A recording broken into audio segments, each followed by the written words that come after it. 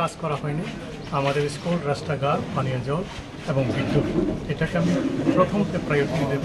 এটার জন্য আপ্রাণ চেষ্টা করব এবং গরিব যারা ত্রিপ্রাসা এবং নন ত্রিপ্রাসা, যারা গ্রামের মধ্যে গরিব আছে, তাদেরকে কীভাবে সাহায্য করা যায় এটা চেষ্টা করব। শিক্ষক থেকে একেবারে রাজনীতিতে আসা কেমন লাগছে? অনেক খুবই ভালো লাগছে। এটা আমার মহারাজকে অনেক অনেক ধন্যবাদ দিতে লাগে। মহারাজের চেষ্টায় আমি এখন এই পোস্টের মধ্যে আছি। দুটার মধ্যে রাজনীতিকটা কত পার্থক্য লাগছে, কেমন?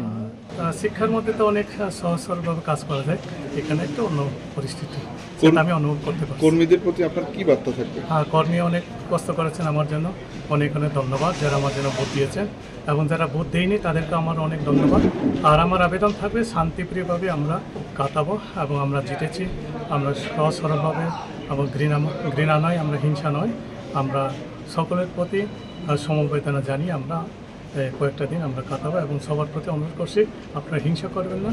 আমরা সকল মানুষকে, সকল জনগণকে আমরা শ্রদ্ধা দেব এবং সম্মান দিয়ে আমরা কয়েকদিন আমরা চালাবো।